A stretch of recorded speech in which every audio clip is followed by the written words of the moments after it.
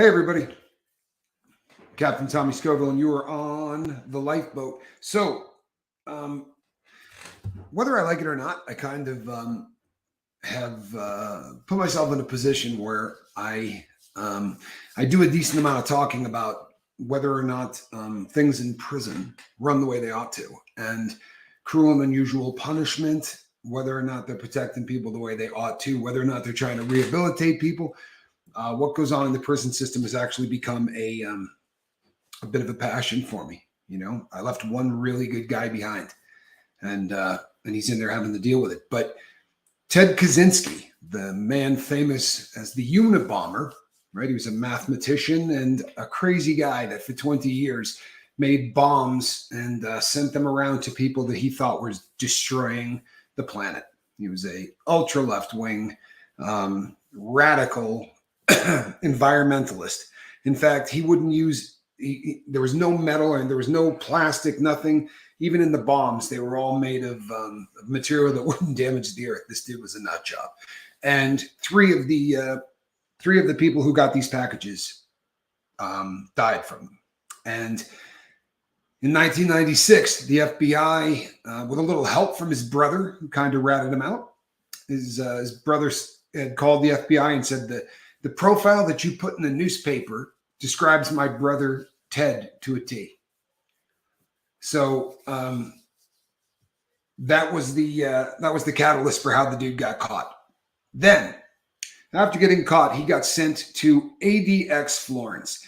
This is a really super notorious prison that they call the Alcatraz of the Rockies. It is it's a compound. You follow me? This is not a one prison system. Now they have federal correctional, correctional compounds, and you'll have an FCI, right, which is a lower custody level in a penitentiary, and then you might have a camp, right? So all of the different custody levels are at one prison, and Florence is a big one. They have an FCI there. They have a camp there. I believe they have a women's prison there, but they have a maximum security prison called the United States Penitentiary at Florence. And then they have the ADX. And the ADX is, no one has ever escaped. No one is ever going to escape. However, there are a lot of people that think this is cruel and unusual punishment. There are also a ton of misconceptions about ADX, like no one ever gets out, right? There's the misconception that if you go in there, you die in there. You never leave. Nobody ever leaves. It's not how it goes on. You can get in trouble there for, you can get sent there for punching a cop in the face. If you hit an officer more than once, or you do something that is just hellaciously vicious. I saw a guy when I was in prison who bit off a guy's nose, right? They were in a fight, and he literally bit off the man's nose, and he got the next train smoking to ADX. Because of the level of violence, they sent him directly to ADX. Now, the thing that makes ADX so ridiculous and so cruel and unusual punishment, Eighth Amendment violation kind of stuff, and there's lawsuits out the wazoo. There's already been some form of settlements that's been paid to some people. But here's what it comes down to. You don't have a cellmate. When you go to ADX, you are on lockdown status 24/7, 365 days a year. What that means is that you are let out of your cell for 1 hour a day if you want to go to a rec yard. If you do, you're in a cage alone. So you're not having an opportunity to go and hang out with your homeboys. You can scream to some if they're in a different cage, but there is so little interaction between the people doing time and anybody else. And if you're an older person, Ted Kaczynski was 81 years old when he died, and he did not die at ADX. They moved him to Butner, North Carolina, and Butner is a medical yard. It is also a yard that a lot of weirdos get sent to. High-profile people get sent there as well. Bernie Madoff is at Butner, and then a lot of weirdos that look at pictures that they shouldn't look at online, like those kind of people. There's a ton of them there. But anyway, if you're an older guy, if you're Ted Kaczynski, you're not going out once a day to do push-ups or to work out. Chances are he never leaves that cell. So when you want to take a shower, the shower's in your cell. right? You're not leaving the cell to shower. Everything is you eat in your cell, right? You get fed through a food slot. Unlike every other prison, they have 2 doors at the ADX, right? And you say, the hell did they do that for? Well, it makes fishing very, very difficult. Fishing is where you make some string, right? You spin a line so that you've got string, and then you tie something to the end of it that's got a little bit of weight on it. People use, toothpaste tubes. They make stuff out of soap, even just things that they wet down. Anyway, you whip that out into the hall, and theoretically, another guy's going to catch your line, pull it in, and now you can sort of communicate back and forth by writing letters. Can't do that at ADX because your cell has like a Sally port, right? And it's about 6 feet from your cell door to the outside cell. You ain't having the opportunity to fish, and yelling to people is going to be a difficult thing as well, right? Acoustically, it's going to be hard because of how they got this thing set up. There is a TV that comes out of the ceiling that is angled so that you can look at it from your bed. The cell design at ADX is identical to the cell design at the federal penitentiary at Florence. I did time at the U.S. penitentiary at Florence, which is a maximum security prison. It's not a supermax, but it is a maximum security prison. And I did time there. Your bunk bed is made of concrete. The little stool that's in front of the desk is made of concrete. The desk itself is made of concrete. There is nothing in that cell that you can, look at and go, well, I'm going to chisel this off. No. Everything in there is made of concrete. So you're not going to get any metal. You're not going to have the ability to make a shank or do any of these things. And you have a TV that comes out of the ceiling. And that TV is there not just for your entertainment. It is also how you see,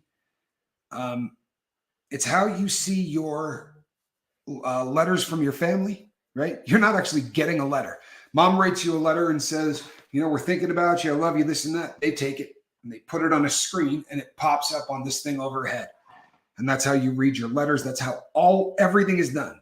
You are allowed to make a phone call once a month. You get a 15-minute phone call once a month. This is hell on earth. And if I read you the list of people that are at ADX, they're hard to feel sorry for. They really are. These are the worst of the worst. These are people that sold out America. These are people who strapped, BLMBs to other people and sent them into buildings, or people who had a lot to do with us losing those 2 beautiful buildings in Manhattan.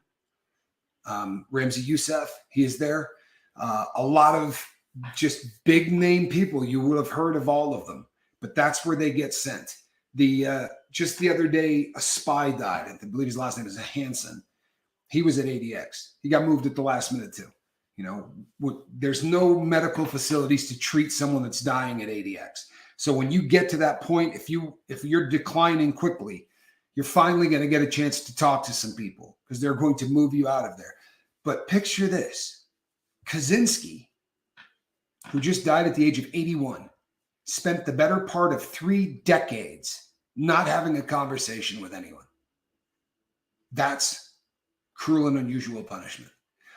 I did time with 4 or 5 people that have been to ADX, and they got sentences within sentences. So they might be doing a life sentence in the Bureau of Prisons, but they screwed up badly enough where they said, we're sending you to ADX for 5 years, or you're getting 7 years at ADX or whatever. And it's hard to screw up. You can't get in a fist fight. Right? You're not near anybody. So it is kind of difficult to get into any trouble. Yes, already helping you with light reflections. Yeah, these glasses are actually really helping out. They really do.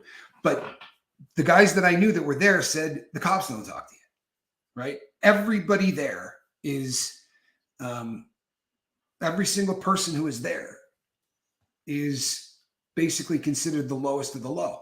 So cops that bring you your tray, he said he used to say to him, hey, what's going on, boss? Nothing. Hey, man, anything cool happening in the news? Nothing. He said they're literally told not to have interaction with you. So you got that one phone call a month where you can sort of connect with people. What a absolutely brutal existence, right? A brutal existence. And you're not going to get super, super comfortable because once every 21 days, they're going to make you leave that cell and go to the one next door. They rotate the cells once every 21 days. The theory being, if you leave somebody in a cell for 27 years, he might try to figure out a way to tunnel out of the concrete or whatever, which is really funny because where the hell would you go? You know, the way ADX is set up, there is no chance on God's green earth, even if they open the doors for you and said, all right, now all you got to do is get out. The amount of the constant concern or whatever they call that, the barbed wire, the coiled barbed wire fences that are just absolutely nasty. Cujo, good to see you. But this brings up a really serious question. And, you know, when I was over on Aaron's channel the other day, I was talking about people that, you know, a person who did a crime that's unforgivable. Plain and simple. That's an unforgivable crime. And I think a lot of the people, at least they have some excitement once a month. Yeah, that's actually, you know, it is excitement. And I've done a step down version, right, of ADX. In other words, I've been to the max. I've just never been to the supermax. There's only one on the planet for us, you know, that there's only one supermax facility. But in the maximum security prison, it's the same thing. You're only getting out once, you know, you're down 23 hours a day. You don't get out anytime on the weekends. There's a shower in your cell, but every 21 days they move you.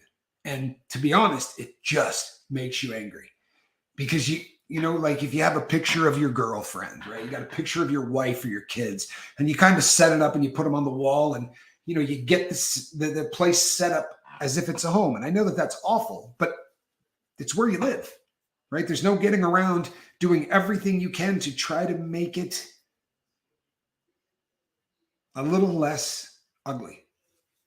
And as soon as you get it the way you like it, 21 days later, you're moving again. And they'll move you to the left for like 4 months, right?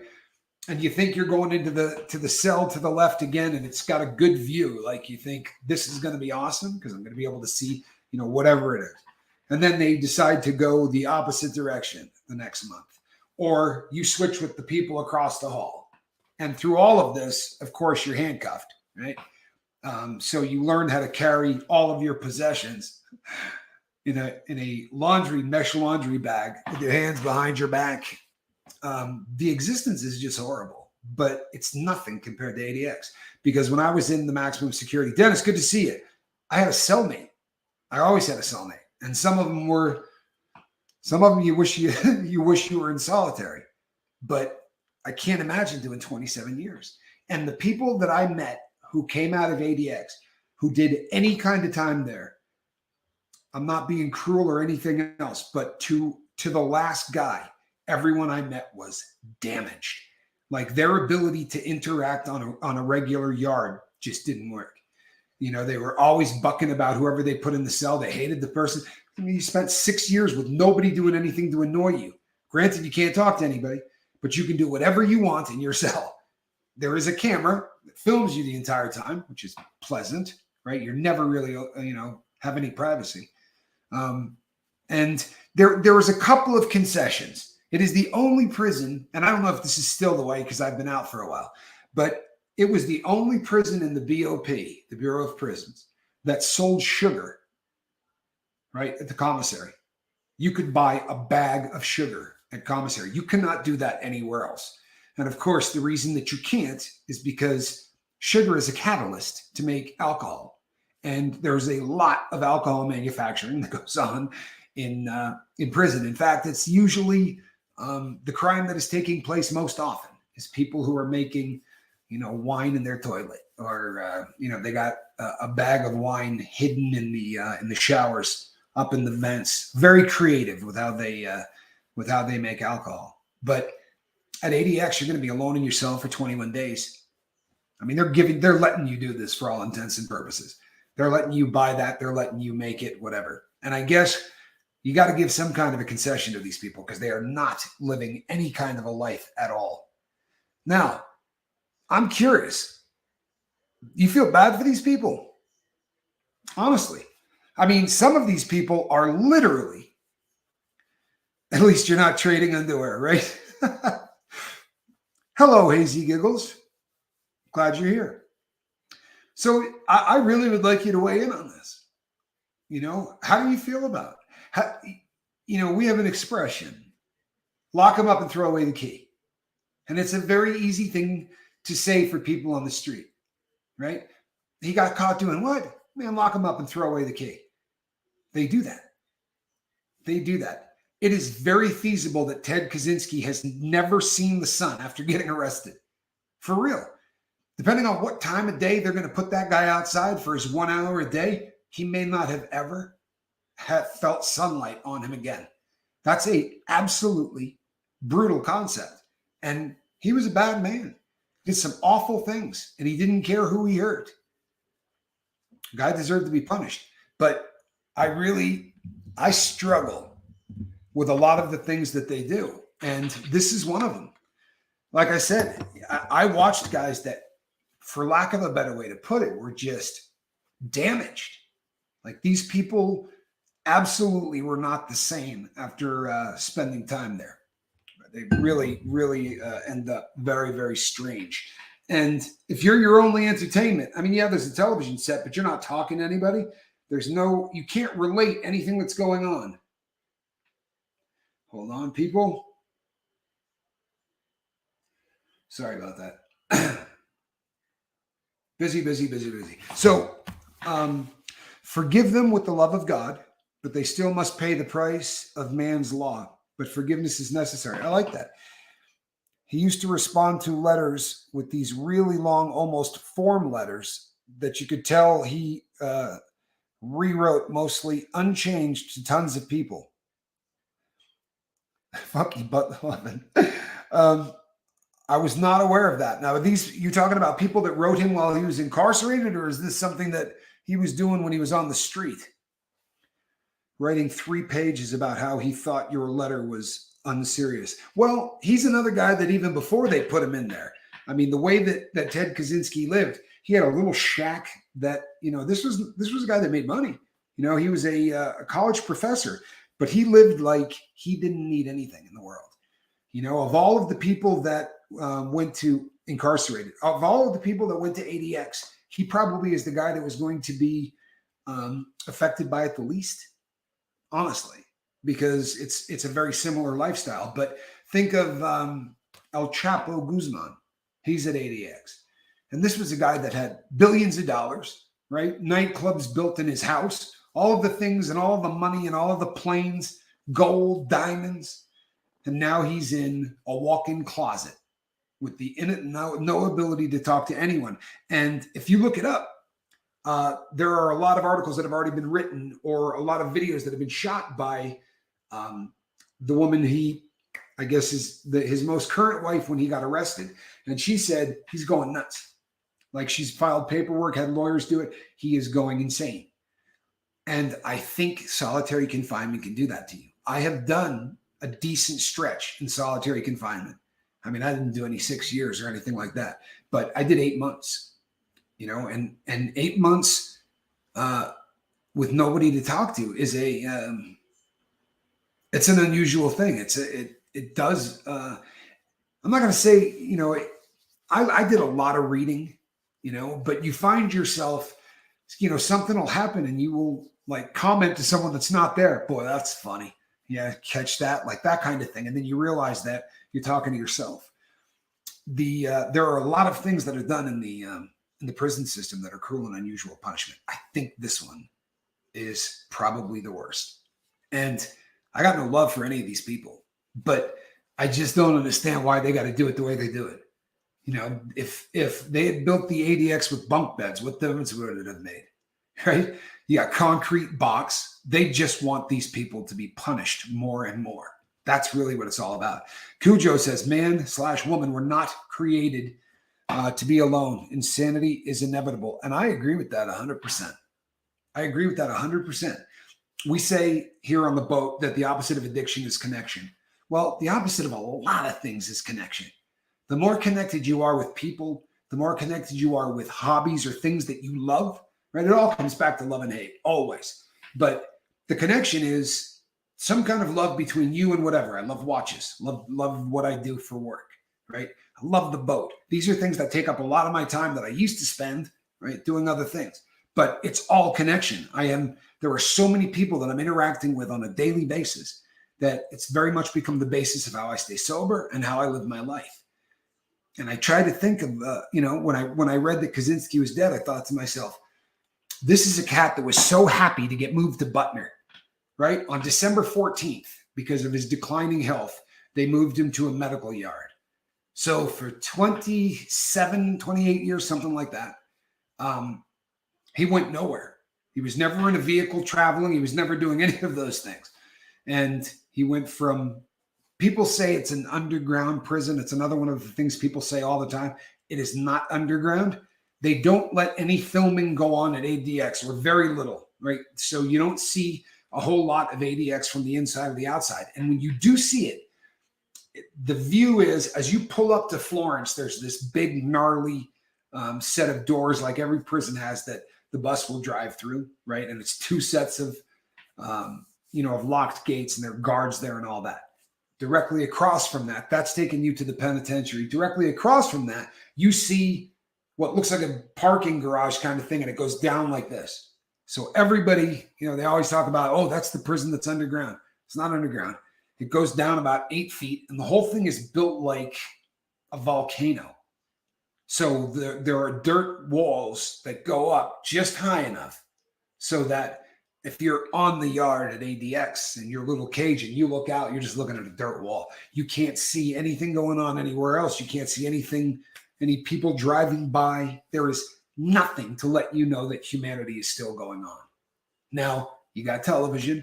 You can order a magazine subscription, or you could get a newspaper subscription. Those kind of things they cannot deprive an inmate of. Religious material, but it is amazing that they will not let you get out to go to church or whatever you believe, and that's usually lawsuit central. There are things that they're not supposed to deprive you of. Now, they may give you an opportunity to see it on the television. I have absolutely no idea. You have television, Emma, and it's coming out of the ceiling, right? And the remote control for the television is basically built into the wall, and it's just an up and a down thing. They really make this as awful as you possibly can make it. And what's really insane, and I think M. Hunt has already caught on to it, it's why this was cracking him up. You're in there in solitary confinement, which is already going to be taxing your brain in a very big way. Dilrod, good to see you. And then on top of that, they're just the only interaction you're going to have is with the idiot box. That's it. Absolutely insane.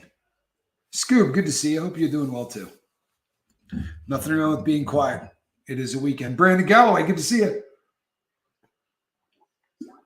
So I'm torn on this one, people. I really am. There are people that, everybody deserves the punishment they got. I'm not a dude that complains about what happened to me. I deserved it. That's right, Emma. It's a great way to put it. The square satanic babysitter. Man, there's a lot of truth to that. And it's why they do it, right? They don't want these people. Here's one of the things that happens there. And I've heard this from so many different people. The guys who are in ADX spend all day long filing lawsuits. All day, every day, right? They can do law library stuff where they will actually bring them a book that's signed out for a while because you can't go to a law library proper. And there's some that you can get through the TV from my understanding. But these guys, one after another, they file a lawsuit on anything. There was a guy that was at ADX for a long time. He was a high up gang member in one of the light skinned gangs that I'm not going to mention because those people are killers and I don't want to make anybody unhappy. But this guy's name was Mike, and he was there a long time. And when he showed up at the yard I was on, and he had, the paperwork and everything else, he had filed 600 lawsuits in the time that he was at ADX. 600 lawsuits. which is just insane. It's absolutely insane. Right around the time that I was getting ready to get out, what does ADX stand for? I have no idea. Administrative detention, something or other. I don't know. I'm not even sure if it's an acronym. I mean, it would make sense that it is, but I've never heard or read anything about what ADX stands for. It is absolutely the nastiest concept in history. And I guess this is the place that no one's escaping from a maximum security prison. It's not happening. So why you needed to go this much gnarlier, right? Why you had to go this much uglier, I think it's about punishment. Now, if this is a federal institution, right? You have state crimes, you have federal crimes. So in theory, when you get busted for something and you go to the joint, they're sending you there for a host of reasons, according to them. Number one, they want to protect society from you. So if you're going there for bank robberies, they're like, this guy will keep robbing banks. If we put him away, he can't rob any more banks. That's the first thing, protect society. The second thing is they're supposed to deter other criminals. Like somebody's going to go, oh man, Tommy got 8 years. I'm not going to rob any banks. That's one of their other missions, according to how it's written up in US 18. I can't remember what the 363 or something like that. Yeah, it's the pen, the gnarliest pen. And then the other two are for rehabilitation. You're supposed to rehabilitate the inmate. And then the last one is punishment, right? This is retribution for what you did. Straight punishment. Now, you send somebody to ADX and you lock them down 23 hours a day, 5 days a week, and then the weekends you got nothing coming, right? You're in there the entire time. So you get out of your cell 5 hours a week at whatever hour they determine, and you're still not having any contact or any interaction, maybe screaming from distance, but it's not like you're making friends, right? So there's the punishment part. What the hell are they doing to rehabilitate anybody in there? I assure you, there's no rehabilitation going on. There's no rehabilitation going on at the penitentiary, much less at ADX. I mean, it's absolutely ridiculous. And that, I think, becomes the problem, is that there's no balance. Administrative maximum. Oh, the X is for maximum. AD, administrative. Thank you, Sharon. I've only got 2 cousins there. Oh my goodness. You got family at ADX. Are they cadre workers? Like, are they there to take care of the prison, or are they actually being punished at ADX? If you don't mind me asking.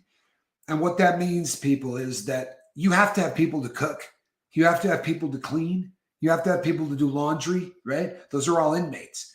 They live in what's called a cadre unit. And those people have the freedom of anyone else that would have in a institution. And they get paid pretty decent money because they don't get, and by decent money, I mean they're prisoners. Man, I'm sorry to hear that, Sharon. It's a tough place to do time.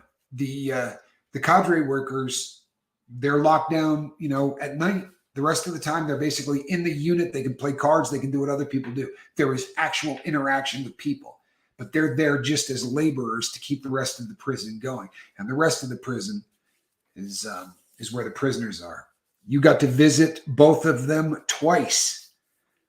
They deserve it, though. Well, that's, I think everybody deserves the sentence they get. I just wonder if we're taking care of all of it, protecting society, obviously, right? And they're sure as hell punishing them, but they're not turning people into better human beings. They're not taking the time to try to rehabilitate anybody. With people yelling and arguing and fighting and extortion, Cujo, you're probably right. Now, I've never worked in a cadre unit. I've never been able to do that. And I've heard, and I don't know if this is true, but I've heard that cadre workers are people that may have told on somebody already inside the system. Like they need a place to hide somebody. The cadre units are a good place to do that. They get mental health counseling. Yeah, I don't know that you can call that rehabilitation. But It's hard time. It's absolutely hard time. But like when I was in Pennsylvania, my unit, I was on J block, second floor. The windows on our unit faced the cadre unit. And we would watch those guys. I'm talking about 3:00 in the morning. And they're running up and down the stairs. They're going from floor to floor. Like they had freedom that I don't think any other inmate anywhere had. But yeah, it's just all of it sucks. All of it sucks. It's not rehab. It's pure punishment. Absolutely right. One of the things they file on all the time is medical. They don't get as much, the medical attention that they want, and then psych. They don't get the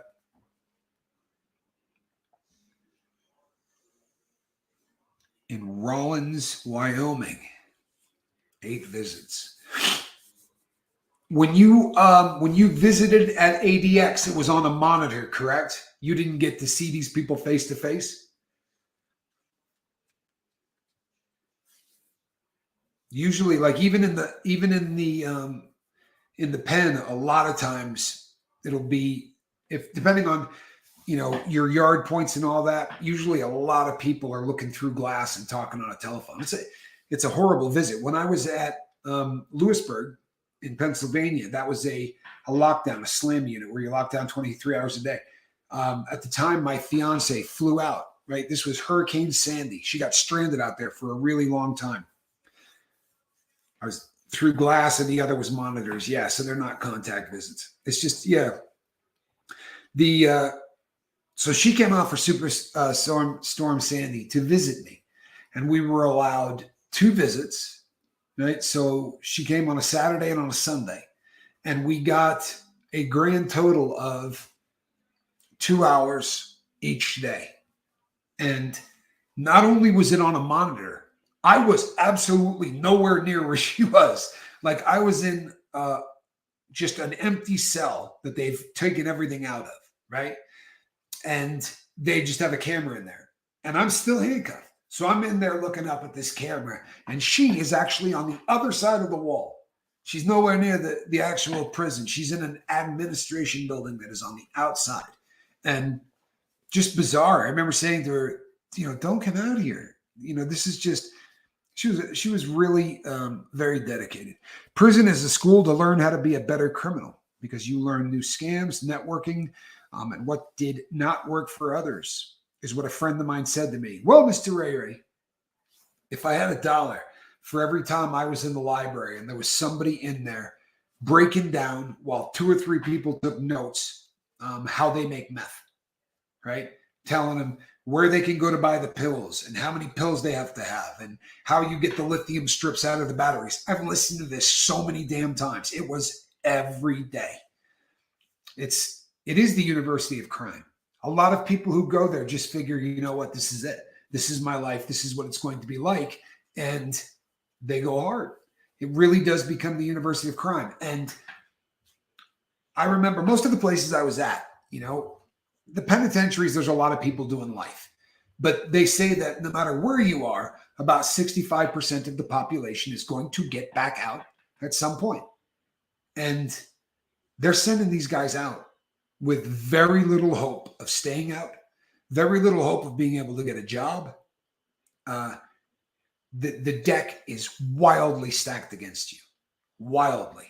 I've told you all about the fact that I'm on federal probation, and technically I'm off. I just need the judge to sign the paperwork, which he hasn't done yet. And he's elderly, could take a minute. He's really, really elderly. But anyway, that tail is a 3-year tail. So you get out of prison and you got to do 3 years on probation after your sentence, which in all honesty seems like 2 sentences to me, right? Did you get prison or probation? Both. Prison and probation. There is no parole in the federal system. They did away with it in the 80s. So if they tell you you're doing 25 years, you're going to do 25 years. You're going to get 54 days a year off for good time and nothing else. Bars contain the criminal, but change comes from revelation and a change of heart. That's my thoughts. Cujo, I I believe wholeheartedly that if you really want to change, you can change inside. Absolutely. You got all kinds of time. You can dive into books. You can get an education, and you can abstain from the drugs. But I promise you, the drugs are everywhere. In the real world, you gotta page somebody, and then they may meet you in this parking lot or that parking lot, or meet me at this restaurant. The dope dealer lives in a box right next to you, right? And there's usually 4 or 5 dope dealers in every unit. It's a horrible place for trying to stay sober. Mr. Ray Ray, the term double jeopardy gets used when I was incarcerated. You hear that phrase used so often. Technically, what double jeopardy means is, let's say I get tried for attempted murder, and I go to a jury and the jury says he didn't do it, and I walk away free. The next day, I could go to the courthouse, stand on the stairs, and say, yeah, I tried to kill him. Do something about it. Because once you've been tried for a crime once, they can never try you on that same crime again. That's technically the definition of that. Thank you, Cujo. Honestly, that means a lot to me. KD, good to see you. Yeah, we did we threw open the boat and to take it out for a little cruise, because the Ted Kaczynski passing away really made me think. Important to remember, not everyone changes or wants to change. There's a lot of truth to that. There is a lot of truth to that. Sadly, and this is just my opinion. You can take it or leave it, but I'm of the firm belief that if you change the system, right? Because here's what happens. You get put into a unit, and you get sneakers that they give you, other people have worn, socks other people have worn, underwear other people have worn, right? You just get all of this stuff. It's called your issue. Snotface, good to see you. So you get all of this stuff given to you. And you walk around the unit, and you see a guy, and he's drinking coffee, and he's wearing sweats, and he's got on Air Jordans, right? He's got an entire cell full of food. And you say to somebody, damn, what's that guy's job here, right? Is he working in a kit? How did he get enough money for that? Oh, no, he sells drugs. Huh? Yeah, he's a drug dealer. You see another guy dressed the same way. So is he a drug dealer? No, he runs a poker table, or he runs a sports book, the gambling concession. So what they're doing is they're saying, if you come in and you do exactly what you're supposed to do, you don't do anything wrong, right? You take advantage of every opportunity that they give you to become a better person. You're getting the same good time as the guy selling dope. You're getting the same good time as the guy running the sports book. Imagine for a second if you went the other way. If you went in there and said, all right, here's the deal. You go 6 months. You go 6 months without getting into any trouble whatsoever. That's the first tier. And on the first tier, you're going to spend a little bit more time outside your cell, right? You get all of these little perks that they give you. And by the very end, right, by the level 4 or whatever, you got a key to your cell. They actually start to make you live like you're going to enter the real world. But in order to matriculate through this, you got to be either taking full education all the time or maintaining a 40-hour-a-week job in there. You can't miss any meetings for trying to stay sober. You can't drop any piss tests, nothing. If you do everything right, we're going to reward you. But you see, what they reinforce in prison is, you want to make money? Hustle. Right? If you want to make money, sling some dope. If you want to make money, gamble. Right? These are hustles. Caught you on that Scientology podcast, dude. Respect. I love your whole attitude and outlook. I hope you're proud of what you've become. Thank you. That's a very kind thing to say. I really appreciate that. I'm certainly better than I was, and I really do honestly appreciate it. And sometimes it's so hard to take a compliment. You know what I mean? It just feels weird sometimes. And I do appreciate it. And I never want to look like I don't. It's just that, I don't know. I had a message sent to me that I read this morning, and I'm not kidding you, man. It came over Messenger, and it floored me. Like I couldn't read it without crying. And like 40 minutes later, I read it again, and I cried. It's one of those things that really, it's humbling. Cujo, I promise you it would work. Give me one damn unit, and let me show you how to run a prison that would actually work. Do they still do books of stamps in prison? You're absolutely right, they do. Yeah, the illegal everything runs on books of stamps. You buy a 20, usually depending on the yard, 10 stamps to a book, right? 20 stamps would be a flat, right? A flat book is worth more money. Look, I'll give you an idea. When I was at Victorville, they were doing a shakedown, and they found that one tile in a guy's floor could move. And he had literally hollowed out a little vault in the concrete. It was about 6 inches squared, right? I don't know how long that took. I don't know how many people he had to help, right? Bring in CMS, the workers. But he had this little thing in the floor, and it was stacked with flat books from top to bottom in like 4 or 5 rows. This dude had like $3,000 worth of stamps in his cell. $3,000. And you say, well, what's he going to do with that? A new guy comes in, he comes up to you and says, hey, you're going to need some money, walking around cash, right? You want to buy dope, you want to buy some booze, you want to do anything here in the parallel economy, you're going to need some cash. So you could go to the store and buy a book of stamps, and it's going to cost you $10. I'll sell you a book of stamps for $6. He made it all illegally, right?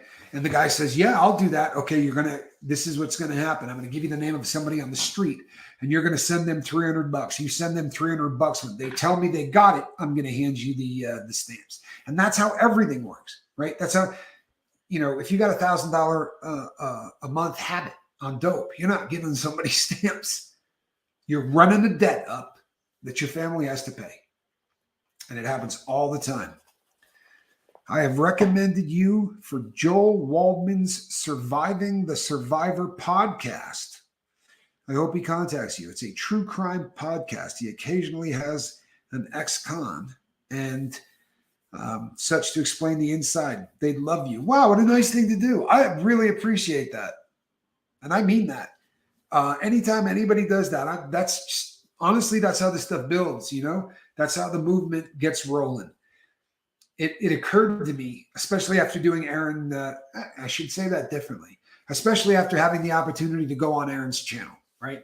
I really appreciate what he's done for the lifeboat, but it became real obvious real quick that it doesn't matter what the channel is. It really doesn't, because every single channel is going to have a group of people that are like us, right? There's always a group of people who have struggled with alcohol and drugs. We know the percentages, right? I mean, we know that there is a ton of people that are in recovery or want to be in recovery. And so I'm going to start getting on as many shows as I possibly can, because I think it's going to help more people. But I love that you did that. I am not familiar with that one, and I kind of feel, and I thought I pretty much knew everything. Joel Waldman's Surviving the Survivor. It's a pretty great name. It's a true crime podcast. Well, you know something? I've got some, there was some really interesting stuff. I was in Arizona, and my best friend in Arizona was, no joke, the Don of the Colombo crime family at one time. You can look him up. He was the real deal. And he was one of the nicest people I ever met in my life. For real. He's just a really, really nice guy. And intelligent as hell. He either used a cane or a wheelchair, depending on the mood he was in. And after we met, we started talking. One day, this kid, grabs the wheelchair to push him to lunch, and you're paid for that. That's a paid position to push, someone who needs help in a wheelchair to breakfast, lunch, and dinner. And the guy's name was Joe Kaczynski. right? They call him Joe Waverly. But Joe looks at the guy and goes, "You're not doing this anymore." He is. Points to me. And from that moment on, I ate every meal with him. And I spent a lot of time. I was with him until they shipped him out, and which was a bummer. He was really, really, and you get out and you read about him and you go, holy hell, like this guy was, he's a frightening guy if you just read the articles, but boy, he was a really nice guy to hang out with. I really enjoyed it. So yeah, back to, I found you by watching Chase the Heat. So yeah, you can blame your brother. Yeah, I will give my brother credit. I'm glad that you're here, man. I really am. But that's the tip of the iceberg. When I tell you, I've spent so much time thinking about how a righteous prison would work, how you could actually rehabilitate somebody, and continuing so you give them the clothing when they first get in. You do a solid year of maintaining your job, doing everything right, and you go turn in those clothing, right? And that can go to the people who are screwing off. Now they give you brand new clothing, right? And instead of giving you prison blues and things that everybody sags in and all of that, they give you a couple of pair of Levi's, right? Start looking like somebody that could go to the street. The soft white underbelly would be a great platform to tell your story as well, Tommy. Has anyone ever watched this channel? I've seen 1 or 2 episodes of things that they've done. They do some heavy stuff. They do some really, really heavy stuff. But it's a very interesting channel. It really is. But we, all the statistics because everybody always talks about them, but we're 4% of the population of the planet, right? 4% of the population of the planet. And we make up about 26% of the incarcerated people on the planet are in this country.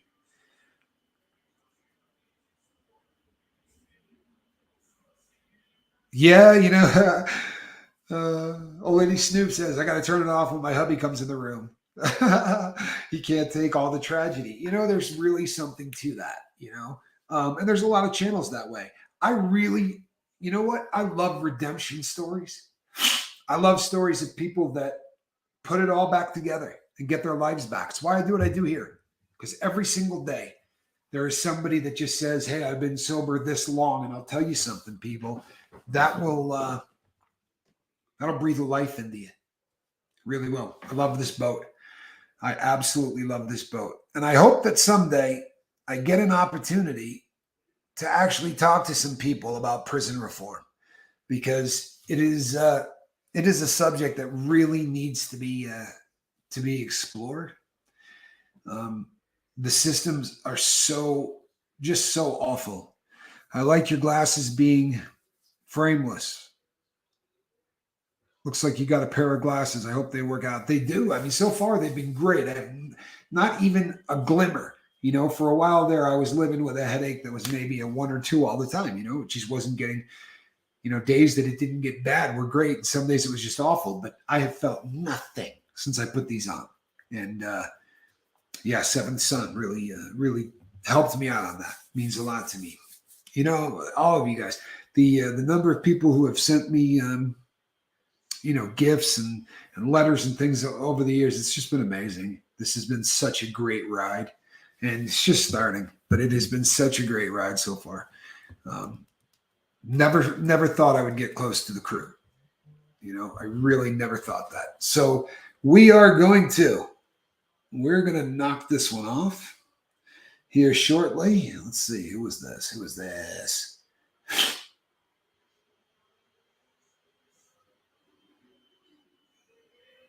All right. So, I kind of like these too.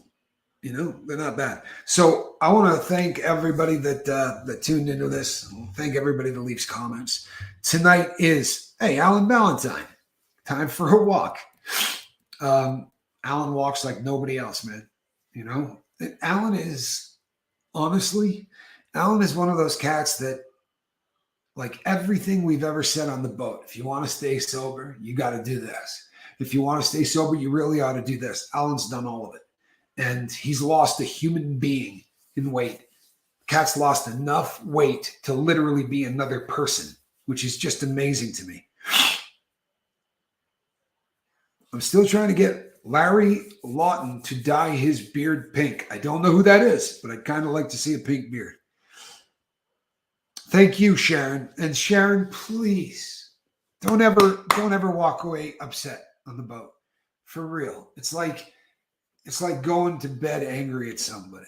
We love you. And if somebody says something, the best thing we can do is communication. So let's just always defer to when we say things like, what you just said bummed me out. Let me tell you why. Then it doesn't happen again, But if you watch the video that you left, you will really see how many people were affected by you leaving. The boat really felt bad. Took all the air out of the room. We love you. Takes a manly man to rock a pink beard for real. Yeah, I'm not afraid to rock a pink beard. I could do that. Larry has a great channel. Well, I'm gonna have to check it out. I'm gonna have to check it out. There's no getting away from the fact that I did some time, and I think that from time to time, this is. I don't want to focus on it. I really don't. I want to focus on the new you, right? I mean, this is about redemption. And it is where I came from, but it sure as hell ain't where I'm going, right? I'm going to live my best life. And there are people here that are doing that, right? Speaking of Alan Valentine, Alan's doing amazing in every aspect of his life. Alan's doing amazing. And he is absolutely my best friend on the planet, and the lifeboat has been amazing, to just bring people together from weird walks of life. And there are so many people who have become so close with people from the boat. And that's keeps a guy sober. And absolutely no joke keeps a guy sober. So now what I'm going to do is I'm going to go and pack some stuff up. Yeah, I love you too, Alan. I'm going to go pack some stuff up because I'll tell you something, peeps. We are getting ridiculously close to me going and being done with this part of the country. And you're also a guy who isn't intimidated by pink. That's huge. Us ladies dig that. I wear a lot of pink. I dig it. It's one of my favorite colors. All right, peeps. I'm Captain Tommy Scoville. I'm going to check out Larry Lawton. I promise you I am. Anytime somebody puts something up like that, I always go and check it out because, you come across some great stuff. That's how I found Aaron. And I'll tell you something. I'm more addicted to his channel than any. I just love that. I can deep dive on his stuff forever. I really can. But yeah, I'm going to check Larry Lawton. You have my word. All right, peeps. The Squirrel Nut Zipper has the day off. She's upstairs sleeping on the top of a closet. Huge. Love you too, Sharon. And all of you. I will see you tonight. Every one of you. I expect to be on the boat. This is Saturday Night Boat. Mama Scoville. This is the Mama Scoville episode. So you do not want to miss this. Mama Scoville has never appeared on a video. Not on Chase the Heat and not on the Lifeboat. But tonight, all of the trivia stuff has come from Mama Scoville. So this is going to be a very fun night. The Mama Scoville edition of Saturday Night Boat. All right. So we will see you all in about 5 hours. In fact, we'll see you all in exactly 5 hours. In the meantime, you know what you're supposed to do, right? Reach out and try to save somebody. I'm Larry. This is my brother Daryl. And that's my other brother Daryl. Larry, Daryl, and Daryl. They used to come to Burlington, Vermont, by where I used to live, and have lard fights. And they would do it in the street up there. Honestly, they would do it for charity. And you buy these little square things of lard and throw it at each other. Larry, Daryl, and Daryl. It was really funny. That takes me back. All right, peeps. See you in 5 hours between now and then. Reach out and try to save somebody.